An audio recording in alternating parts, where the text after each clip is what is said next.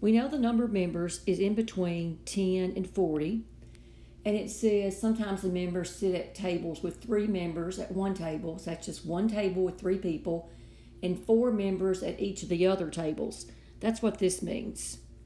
So you've got this many tables with 4, and then you got that leftover 3.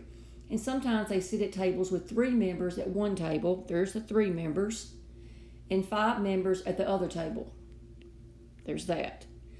So if they sit at tables with 6 members at each table except for 1, and fewer than 6 members at that one table, how many members will be at the table that has fewer than 6? Okay, so if you look, x minus 3 equals 4m, and x minus 3 equal 5 times the number. So what that means is x minus 3 is a multiple of 4m and 5n. So it's a multiple of 4m and 5, which means it would be a multiple of 20. And let me see.